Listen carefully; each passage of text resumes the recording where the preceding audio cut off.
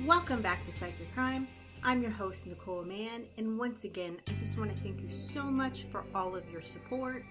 I see Italy, Sweden, New Zealand hanging in there, continuing to listen. I just really appreciate it. I say this every time. I always thought it would just be my family listening, so I really appreciate all the love and support I'm getting from all of you listeners all around the world. I appreciate it so much. Thank you for continuing to hang in there.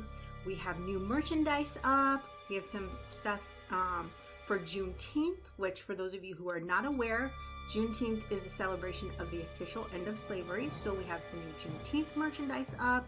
We also have some merchandise that, for those of you who are not aware, there is a very awful and horrible bill that has been passed in Florida, here in the United States, and that bill does not allow them to even speak about any type of LGBTQ plus education at all in schools in Florida. So if the teacher has a partner, they can't even talk about their partner. They can't talk about anything about their life. They can't, literally, it's called Don't Say Gay because literally they cannot say LGBTQ, they can't say gay, they can't say bi, they can't say anything at all. It's heinous. It's pretty much they're trying to erase LGBTQ plus people like they don't exist. It's basically they're trying to go back to don't ask, don't tell, which is really heinous and awful. And so there is a new design, and all of the apparel proceeds, about half of the apparel proceeds, is going to go to the ACLU of Florida to help them fight this Don't Say Gay bill. So this design, you can get it in tank tops, t-shirts, unisex t-shirts, women's t-shirts, juniors t-shirts. You can get it in hoodies. You can get it in sweatshirts. So any piece of apparel, half of the profits will go to the ACLU of Florida to help them combat the Don't Say Gay bill. So we do have, like I said, new designs up in the merchandise store. One of them is going to have the half of the profits go to combat this bill. And then, like I said, there's other designs that are up for Juneteenth. So check that out. The link will be up for you guys. And like I said, I just really appreciate it. So show your support, grab some merch. And it's not just apparel. You can pick however you would like the design. So if you want to grab it in merchandise, if you want to get it as a t-shirt or a hoodie, you can also get it in a water bottle. You can get it on cups. You can get it stickers. You can get it on mouse pads. You name it, you can just slap it on whatever you would like it to be on. So we made it as simple as possible. Everything is made to order and it ships anywhere in the entirety of the world. I wanted to make it as simple as possible for you guys to get your fix. So all the new merch is up and available. And so please stop by, show your support, whether it is to help combat the Don't Say Gay bill in Florida, or if you wanted to just show your support for Juneteenth, which, like I said, Juneteenth is a celebration of the official end of slavery, when they actually went to the plantations and told the slaves that slavery had ended. It was when the last slave was told that they were free. So either way, really appreciate it. So this week we are going to look into a corrupt police official. Although studied and researched, the topic of police corruption in large part remains a mystery. Sir Robert Peel was credited with the concept that police depend on citizen cooperation in providing services in a democratic society. As such, detrimental aspects of police misconduct cannot be overstated. In terms of public trust for law enforcement, recent polls show that only 56% of people rated the police as having a high or very high ethical standard, as compared to 84% when it comes to doctors and nurses. Over the past few decades, great strides have occurred in law enforcement professions. To begin with, many police agencies have avoided hiring candidates that have low ethical standards and have identified those on-board employees early in their careers who might compromise the department's integrity. In addition, research has discovered new methods of testing candidates for their psychological propensity to act ethically. For example, some places do they do what they call the scale of psychopathy test to determine if people are predisposed to be psychopaths. So a lot of times when people fail their psych evals and they will not let them be police officers, it's because if they're predisposed to psychopathy, meaning they believe that they're psychopaths, or they're pre-psychopathic, meaning they are predisposed to psychopathy, meaning like, so on the scale of psychopathy, if you're pre-psychopath, meaning given any power, you could become a psychopath, they obviously can't allow you to be put in a position of authority because it means that you will abuse it. So whenever you hear someone failed the psych eval and that's why they can't be a police officer, that's a very good indicator that they were given the scale of psychopathy test and they failed. However, unethical conduct by the nation's police officers continues to occur in departments great and small across the country. Research into police corruption offers some understanding of the phenomenon in the hope of rooting out this behavior, and that serves to undermine the overall legitimacy of law enforcement. Theories on the role of society in law enforcement, the negative influence of an officer's department, and a person's own natural tendencies to engage in unethical behavior have been offered as explanations of police corruption. So we pose these questions. Is this a noble goal to rid the nation of police corruption, or should we be ridding the nation of unethical individuals? First of all, the discussion of ethics as related to law enforcement must begin with a definition of integrity. One researcher has said that it is the sum of virtues required to bring about the general goal of protection and service to the public. They create a list of characteristics that they feel officers must possess in order to have integrity. One is prudence, the ability to discern between conflicting virtues and decide the best action to take in the moment. Second is trust, loyalty and truthfulness in relationships between officers and citizens, fellow officers and supervisors. Next is effacement of self-interest, meaning your ability to put your own personal interest aside in order to serve the public. Officers may exploit their authority to further their self-interests. Courage. This means the difference between cowardice and foolhardiness. Oftentimes, some officers may take the easy road and sit things out when we need them on the front lines. Intellectual honesty. Not knowing something and being humble and courteous and courageous enough to admit that you don't know the answer. And this isn't just something that happens in police work. This happens this happens in my field as well as a clinician. I need to be able to be humble enough to say, I don't know, and ask for help. Justice. Not in its normal context, but rather adjusting to what is owed to a particular citizen, even when it may contradict what is strictly owed. So justice.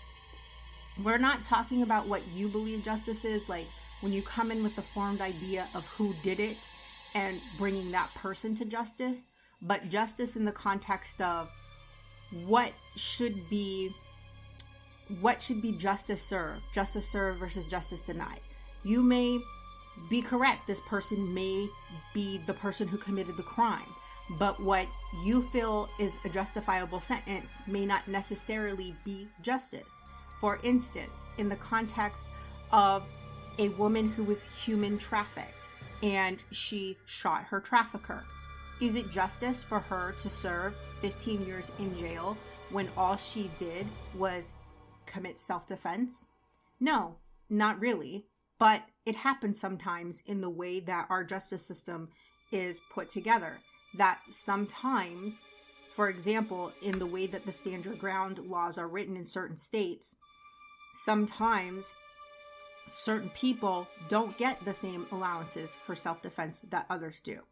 So when we talk about justice in allowing citizens to get the justice that they deserve, you have to put aside your personal feelings about the person and make sure they get the justice that they deserve, not the justice you want to see meted out on them. Responsibility, intending to do the right thing, clearly understanding what the right thing is and being fully aware of other alternatives that may exist. Taking personal responsibility rather than finding excuses for mistakes and poor judgment. And leadership that constitutes an integral part of police work, as the head of an organization holds the ultimate responsibility for all its shortcomings. Conversely, this individually greatly can influence the success of an entire agency. As such, its leaders have a significant impact in preventing corruption. In working towards the goals of a department, the top executives play a primary role in forming the organizational climate. Those who strive to maintain a high standard of ethical conduct can serve as the key to prevent corruption and maintain the public's trust. As one researcher explained, principled leaders do not act to protect their own egos or try to put on a good appearance without substance in their decisions or efforts, or attempt to intimidate those underneath them. Instead, principle-based executives who work with their subordinates can take an important step towards creating an ethical climate by developing an agenda that explains the moral purposes of their departments. But leaders bent on taking on the tasks of stopping corrupt behavior in their departments must be careful. Unless a thorough understanding as to the nature, extent, and organization of the corruption exists, efforts to combat it may be counterproductive. Without gaining the necessary understanding of the department's climate, administrators actually may lower morale among the members and strengthen the solidarity of those who start to doubt the ability of people to effectively lead their agency. Moreover, such actions can waste department resources. One of the things that many people don't understand about internal affairs is a large part of what they do is protect police officers from themselves. So a lot of times people don't understand what the big deal is about taking a job under the table, working the door at a club, or if you take a cup of coffee here or there, or you take a lunch here or there. The issue is that criminals, they profile cops the way that cops profile criminals. And they are looking for cops that take that kickback here or that cup of coffee there. And it's not just not just the cop that they're profiling their family members and friends as well. So while the cop may be like, yeah, I'll take that rip. And for those of you who have always wondered, what is a rip? What are they talking about on those TV shows? It's a paid vacation day. So the cop may be like, fine, I'll take a month of paid vacation, whatever, I'll lose it, I don't care. I'll take the demotion, I'll lose some of my pension, it's whatever. You may not be bothered by it, and that's why you may not have an issue, but what about your wife? Would your wife believe them? If somebody showed up and told your wife that you taking that job on the door is going to cost you your pension, you may know it's bullshit, but your wife may not. And she may believe them and end up working as a bagman for a drug dealer. That's what IA tries to protect cops from. People who would do things like that. You are too short-sighted to realize that they would do something like that. They would go after your wife or your teenage kid who would absolutely believe that they're going to do something like that. And so they're going to go, and the moment that they make that first delivery for them, your whole family is screwed. And so that's why internal affairs is so hard about small stuff, because the small stuff, it piles up until they have leverage, and they may not come to you because they know that you have integrity and that you recognize they don't really have enough to use against you that you're really going to have anything to lose. Your family may not recognize that. And so they may leverage that against a family member. And that's a lot of what internal affairs does, is they try and stop these things before they get to a point where they do have anything. They are protecting you from yourselves, because a lot of times they're too short-sighted to recognize that it could lead to something bigger, or it could lead to them being able to use a family member against you. So that is one of the bigger picture things that a lot of people don't recognize. And they're not as vicious against internal affairs as people seem to think.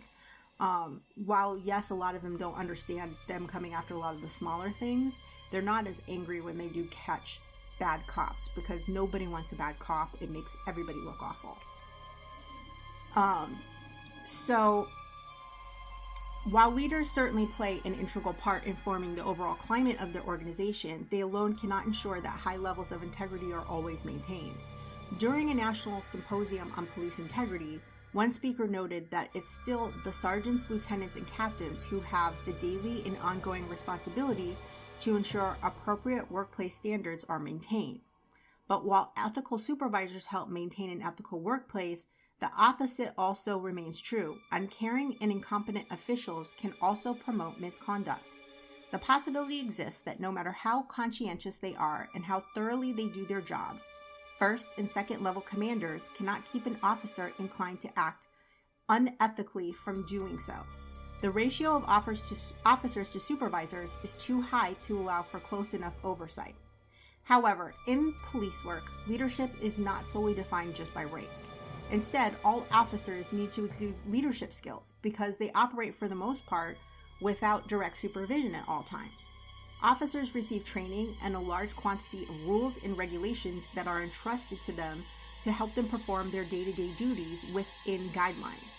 Supervisors generally are not involved unless a complaint against an officer or a serious incident requires a response.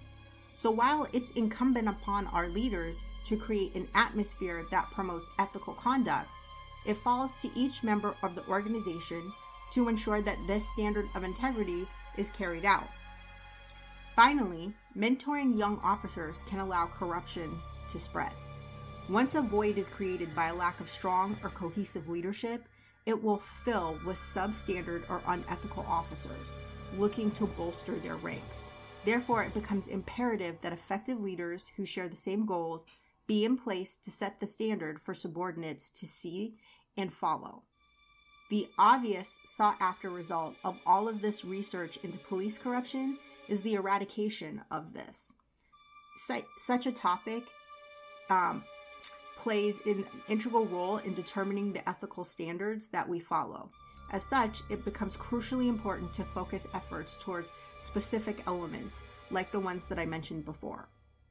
A major consideration in rooting out misconduct is not just trying not to hire unethical individuals, but it's having agencies adequately screen the candidates and ensure that they hire the most conscientious people because they have the best integrity. Conscientiousness can be assessed through conduct because, as one researcher states, incorruptible person is truthful in words and deeds just because truthfulness has become second nature. Once new hires are on the job, their leaders must continue to work towards creating an atmosphere of ethics and integrity, fostering such a climate as an integral part of reducing unethical behavior.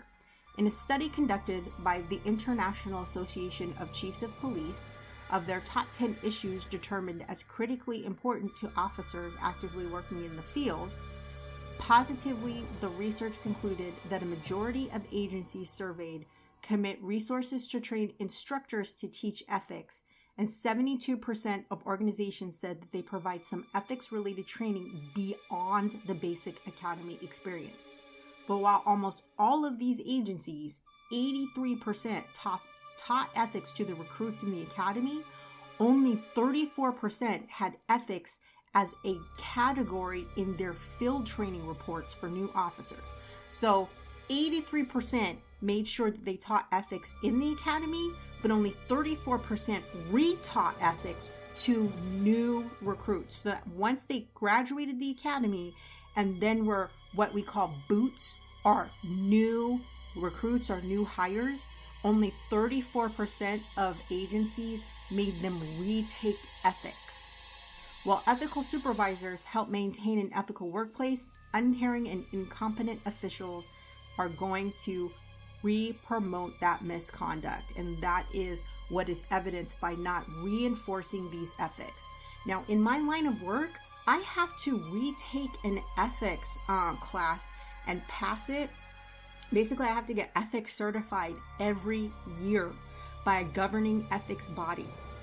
Every year. Is that not insane? Every year. And only 34% have them do it once they graduate, and then they never talk to them about ethics again. And ethics is the backbone of the entirety of their job. That's insane to me. An apparent recognized demand exists for expanding the training hours on ethics. Really, you think? More quality training resources and greater involvement with ethics trainings for all levels of police. But the number of hours dedicated to training remains insignificant in the face of this need.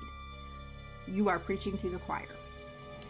On December 14th, 2012, cops arrested a 26-year-old named Christopher Loeb in Smithtown, New York.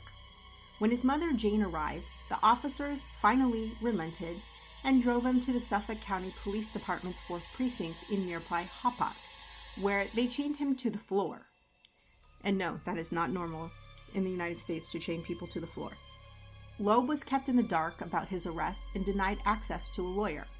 But it soon dawned on him that the treatment might have something to do with a black duffel bag he'd recently stolen from the backseat of an unlocked black 2008 GMC Yukon. A heroin user who dabbled in burglary from time to time to support his habit, Loeb had found things in the bag that he thought could have possibly belonged to a police officer. You know, mace, a gun, handcuffs. But he also found things that pointed to something much, much darker. According to a friend who talked to him after this, he found things like porn that featured young boys. According to court documents, James Burke, who at the time was the chief of police for Suffolk County, derived extreme pleasure in presiding over the continued torture and abuse of Loeb at the police station. He told fellow officers that it reminded him of his old days coming up on the force. He jokingly called the cops who helped him his palace guards. One of the men allegedly told Loeb he was going to, oh my God, this is horrible, that he was going to assault his mother during the beating. And Burke even threatened to murder Loeb with a fatal overdose of heroin that might later be arranged to appear to be self-inflicted. Look, I've said this before. I have police officers in my family. One of them worked in internal affairs. This is heinous. Immobilized but conscious of the fact that Burke was the owner of the bag with the alleged porn stash, Loeb called the chief a pervert. Newspapers typically softened the word to pervert.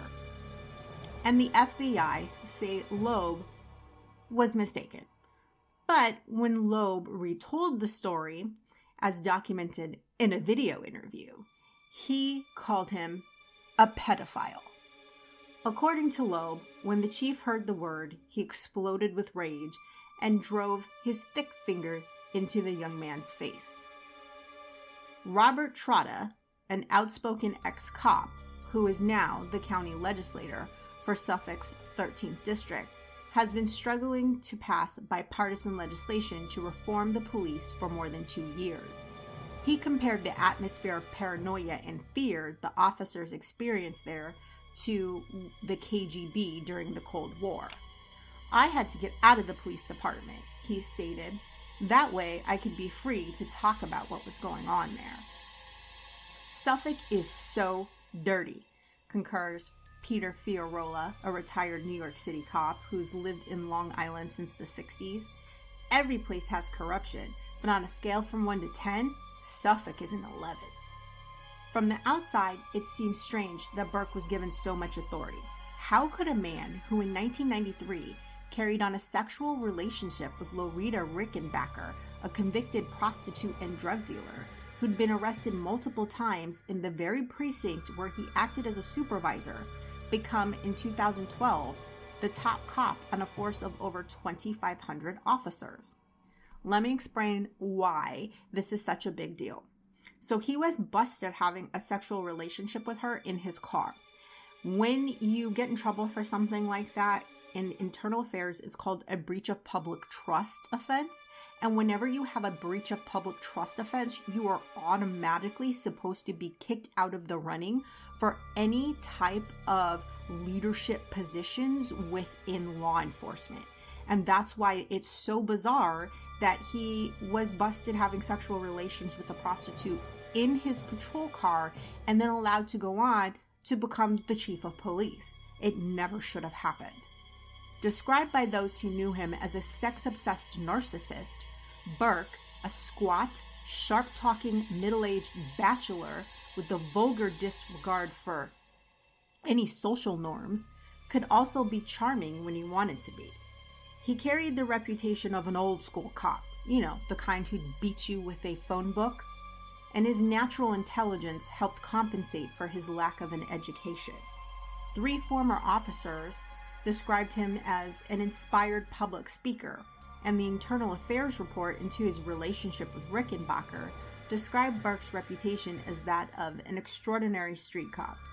That's how they describe people who, like I said, like to take a phone book to you. With an intimate knowledge of local street people. That's cute. An intimate knowledge of local street people. That's funny. It's been documented by Internal Affairs that Burke lost his gun on one outing with Rickenbacker. See, losing your gun, that's no. When you're a cop, losing your gun is like the absolute no. Like that's the one thing you are not allowed to do. Losing your gun should be a career-ending offense. So, absolutely not. You lose your gun, that should be it. You should be placed on administrative leave. You should be put on desk duty. You should not be able to leave the building. That should be the best case. You should be assigned to an evidence locker. That should be, if you're lucky. Most cops who lose their gun, that's the end of their career. So the idea that he lost his gun while having sex with a prostitute in his car, absolutely not. This is insane. And while the pair were having sex in his patrol car, but based on conversations with others about the incident, Trotta, who was a prosecutor, suspected that Burke may have been shaking down drug dealers for crack and using the contraband to make the sex better. There are few law enforcement agencies where a man like Burke would be a candidate for leadership, like I said. But Suffolk County is an exception to all of the rules, apparently. The county's demographics render it uniquely positioned for the kind of corruption embodied by men like Burke. According to Bruce Barquette, the attorney that handled Loeb's lawsuit against the county, tucked into the eastern end of Long Island, is home to 1.5 million people and is bordered only by Nassau County and then New York City to the west, Long Island Sound, and the Atlantic Ocean. Other counties in the New York metropolitan area have borders that are frequently crossed by police and civilian vehicles, but Suffolk is an exception. To become what it is now, Suffolk County operated unobserved for decades.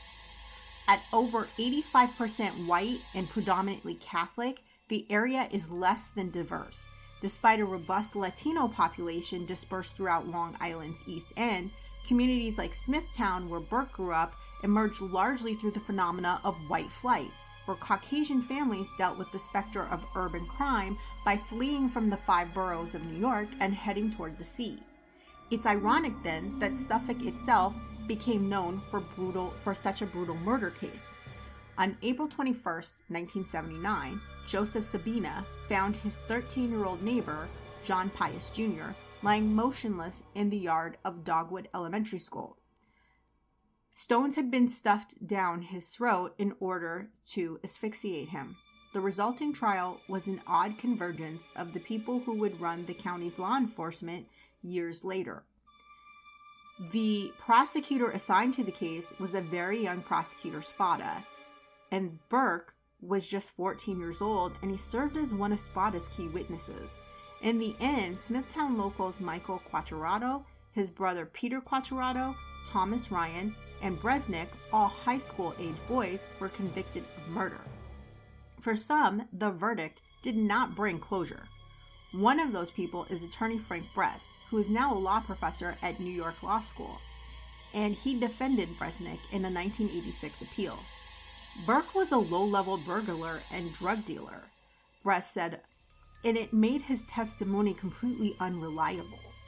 The lawyer ran a year-long clinical program on Bresnick's appeal, with 8 of his students while he was teaching at New York's Pace University, immersing himself in what he perceived to be inconsistencies of evidence.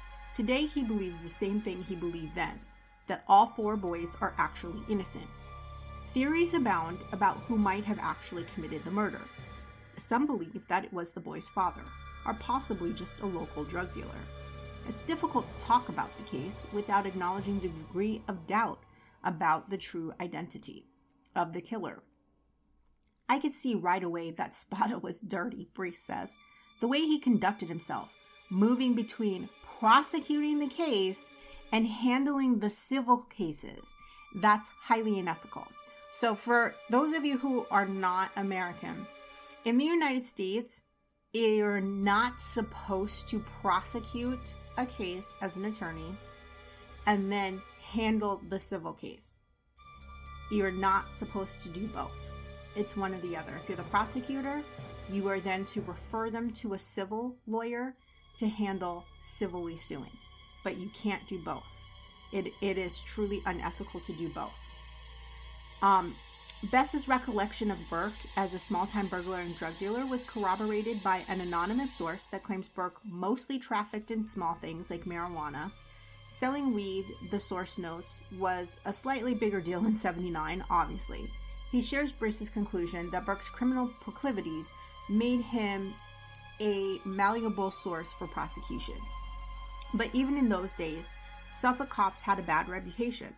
According to research, the department had a 97% confession rate for murder suspects, a number 3 or 4 times higher than most American homicide squads in their very best years.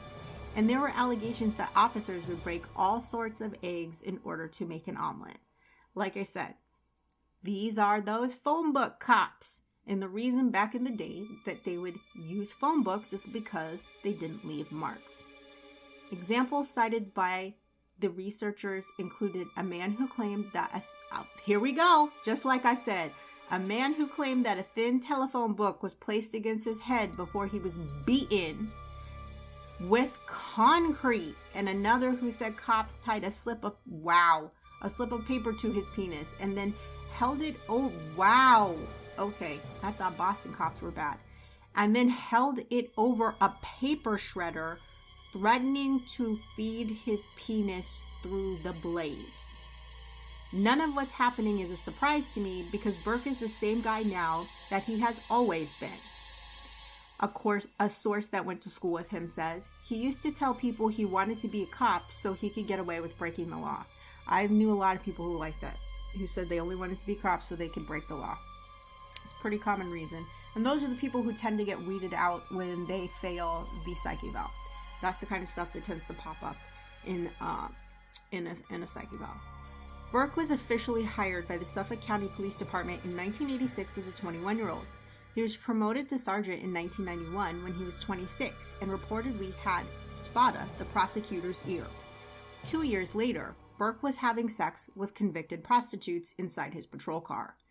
Burke has since admitted to driving drunk and using the power of his badge to avoid paying the price. Court documents reveal that in 2011, he struck a state-owned vehicle, abandoned the scene, and failed to report the incident.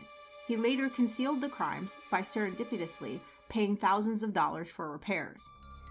When asked about people's allegations of paying for sex work within a strip club, a spokesperson for the alleged strip club states that it was rebranded and is now upscale and sophisticated. But a dancer who used to work at the club between 2003 and 2004 confirms the description of the place as a cop hangout, though she admits that she wouldn't know Burke's face from thousands of others because of all the heroin she was abusing. She adds that empty liquor cabinets were used for sex work, and the ownership at the time, which she describes as shadowy, encouraged prostitution, and that one dancer at the club had a Felix the Cat magic bag filled with all kinds of sex toys and other gear for female submissive S&M sessions. So during all of this, and the reason that this is such a big deal is because the incident with Loeb happened during an investigation into a serial killer. The first discovery of human remains was made by the side of the Ocean Parkway in Oak Beach on December 11, 2010. The investigation was prompted by the search for Shannon Gilbert, 24-year-old sex worker, who had disappeared in the area in May that year after fleeing from a client's home and making an emergency 911 call, saying that someone was trying to kill her. A month after her disappearance, the Suffolk County Police Department's Missing Persons Bureau asked Officer John Malaya to search for Gilbert with his cadaver dog, a German Shepherd named Blue. Over the course of the summer of 2010, Malaya unsuccessfully searched the gated beach community where Gilbert had last been seen. He made a new attempt at a search on December 11th, staying close to the shoulder of the parkway. Malaya based his choice of search area on FBI data, indicating that dumped bodies are frequently found close to roadways. Despite thick vegetation and a light layer of snow, the cadaver dog alerted to a scent which the pair tracked to a skeleton in a disintegrating burlap bag. The remains were later identified as Melissa Bartholomew. Police discovered 3 additional bodies while searching the scene for further evidence. The bodies of the 4 victims, Maureen Brainard, Melissa Bartholomew, Megan Waterman, and Amber Costello, were found approximately 500 feet from each other.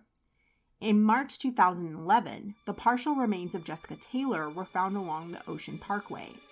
8 years earlier, in 2003, Taylor's partial remains had been found in Maynardville, New York, and Suffolk County. The next month, in April 2011, police discovered 3 additional sets of remains: an unidentified female toddler, an unidentified Asian person, which means that they couldn't figure out if it was male or female, and Valerie Mack, whose partial remains, like those of Jessica Taylor, had been previously found in Manorville years earlier in November 2000. 2 more bodies were found in Nassau County: an unidentified woman whose partial remains had previously been found on Fire Island in 1996, and an unidentified woman with a distinct tattoo of peaches who was later found to be the mother of the unidentified toddler found in Suffolk. On May 9, 2011, police speculated that because of the similarities in the cases, Valerie Mack, who at the time was unidentified, and Jessica Taylor may have been murdered by a second separate killer. On November 29, 2011, however, police announced that they believed one person was responsible for all 10 murders, and that the perpetrator is almost certainly from Long Island. The single killer theory stems from common characteristics between the condition of the remains and forensic evidence related to the bodies. In June 2011, Suffolk County Police announced a $25,000 reward for information leading to an arrest in the Long Island murders. Now, Shannon Gilbert's remains were finally located on Oak Beach in December 2011, 19 months after her disappearance. The cause of her death is contested. Now, in 2015, before James Burke was sentenced to 46 months along with 3 years of supervised release, he resigned as chief of police. Plus, according to the Federal Bureau of Prisons, he did eventually get released in 2019. Now, Thomas Spada, the prosecutor who had been covering for him, he and one of his top aides, they were convicted in 2019 on counts of conspiracy, obstruction of justice, witness tampering, and civil rights violations over what happened to Mr. Loeb. So basically, while all this was happening, they were investigating these bodies, and Police Chief Burke was not allowing the FBI to really carry out their investigation. He wouldn't really let them do what needed to be done. He seemed to be covering. And so finally, when Loeb was able to file his complaint, they were able to take him out. They got a new chief, and finally the FBI was able to do an actual investigation into a serial killer. So this police corruption caused a possible serial killer to go free. This case is still unsolved. So while he is covering up the fact that he is sleeping with prostitutes and possibly could be They still to this day don't even know if he just was looking at porn that had young children in it or if he did anything. But while he's trying to cover up whatever he was covering up, he was impeding a federal investigation into a serial killer who to this day has not been found. And the time that was wasted with his cover-up and with the district attorney's cover-up, that could be the difference between them having been able to catch the person and not. Because since then, it appears that this killer has gone completely cold. They could have just picked up ship and they could have gone to another country for all anybody knows. And they could have lost their chance to catch a serial killer, all because this corrupt police chief was trying to cover up the fact that he was still having sex with prostitutes. And that's just absolutely insane and ridiculous. And not only that, but because the prosecutor was helping him cover it up.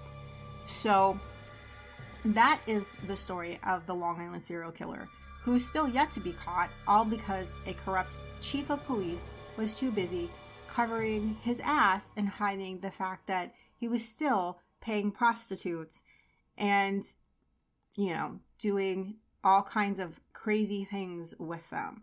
So join me next time when we look into a Narco Correa cult in which people were using Palo Mayombo to bring the cartels luck. And in the meantime, I hope you sleep better knowing the how and why people do such awful things.